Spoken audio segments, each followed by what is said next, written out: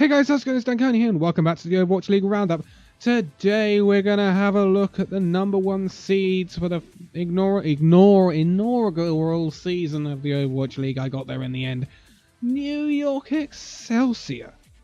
NYXL topped the division last year, but ultimately fell to the Philadelphia Fusion in the grand finals, meaning they were unable to clinch the #1 prize in the whole competition, that big old fat paycheck. They still did get quite a bit of winnings for what they did over the season. They did dominate the regular season through. They lost in the final of Stage 1 playoffs to London Spitfire. They then went on to win the Stage 2 playoffs. Then I think they started to find it a bit more difficult than they did in the first two stages.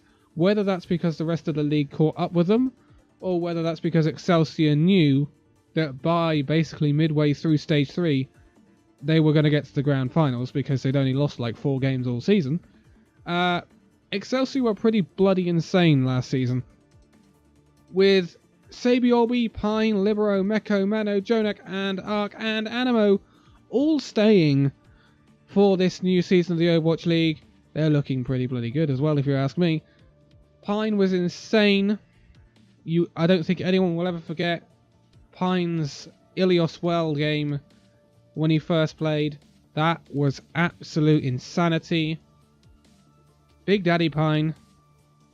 Sabiorbi and Libero are fantastic, but Excelsior were like, we don't have enough. We just don't have enough. So, I apologise for my names here, because I probably will get this wrong.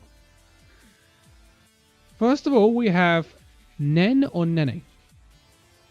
He is, you guessed it, South Korean. He is a DPS player.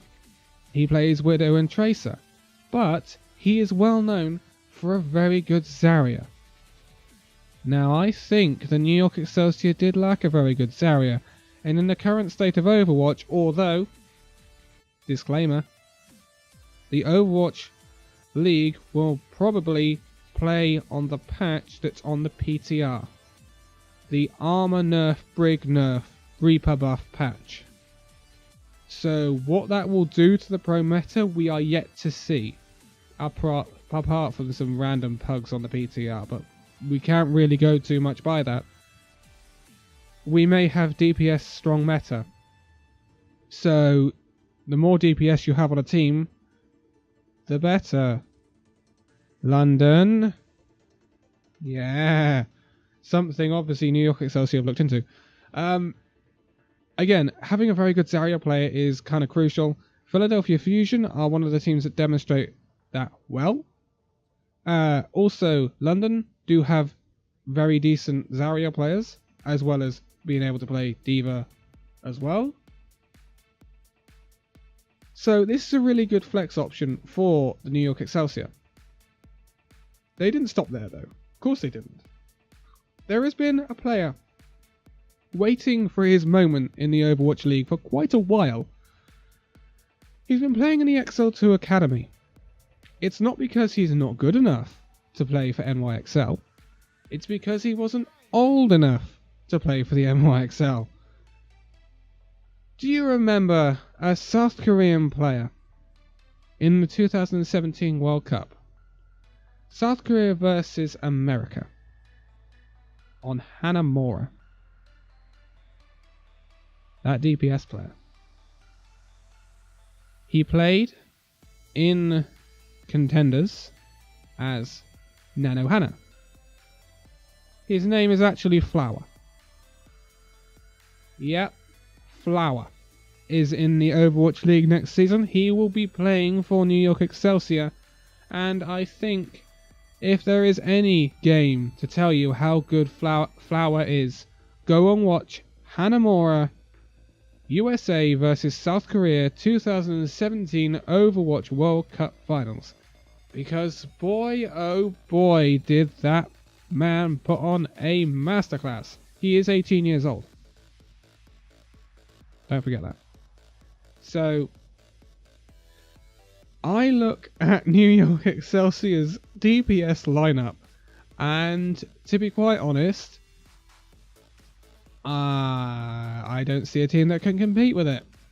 Not with the sheer flexibility that this team has in its DPS lineup now. It is redonkulous.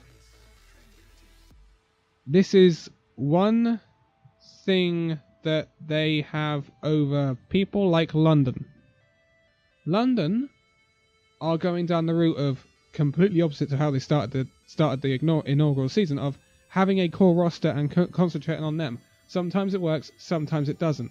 But it also means that your players on your roster have to be very flexible. If they're not, you're going to get stuck. New York Excelsior, they've got to keep these players happy. Because, officially, they now have 5 DPS players. 5? Although then they could be called a flex on Zarya. But 5 official DPS players. A tank, a flex, and 3 supports. That's bloody crazy. Are you going to be able to keep...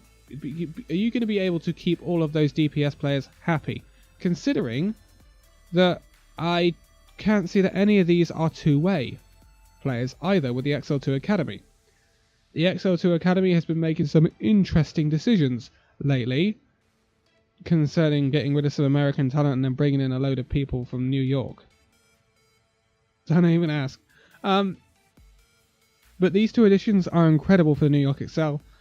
I knew that they would be bringing Flower on board. It was pretty obvious once they brought him into the XL2 Academy that they wanted to promote him. He just wasn't old enough to play in the Overwatch League.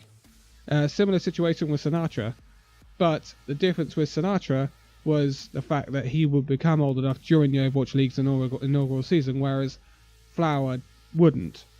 So that was a difference there. 2 very good signings. I would have liked to have seen 1 DPS and perhaps 1 flex tank, because they have lost Janus. Although Janus wasn't particularly brilliant for the New York Excelsior, he's popped off to the Washington Justice. Washington Justice we'll get onto later on in the series. Not much to say about that team. But New York Excelsior, without a doubt, with these additions, looking much stronger than last season. Can we tell what Excelsior are going to do right now? No. I think, and I am very, very torn with my Overwatch power rankings for this season. That is a video in itself, and I'll have a discussion about that. Definitely London and NYXL are up there. There is another team in the mix that are going to cause some issues for these 2, I believe. Maybe, maybe not, but we had the Soul issue last season. This team might also do the same thing, or they might absolutely take the league by storm. I would go with the latter at the moment. But Excelsior, I can't say Excelsior are my favourites right now because I just can't tell. This is going to be very difficult for me to do power rankings at the top, because there are 3, if not more, teams that could win it, definitely. But I would go on Excelsior's previous experience here. They lost the Stage 1 final to London Spitfire. They learnt from that experience and went on and won Stage 2. Could they do that on a bigger scale? Learn from their experience in the Grand Finals losing to Philadelphia Fusion. Take that to Season 2 Grand Finals and go and win it all. The only issue is they did not lose in the final. They lost in the semi-final. So they don't actually have a final experience for the Grand Finals. And historically, whatever that means right now, we've looked at people like Soul Dynasty and Dallas Fuel. Well, we haven't looked at Soul yet, but Dallas Fuel, we know about them. They had a lot of history. It counted for nothing. But the history of Excelsior is they were originally a team that choked.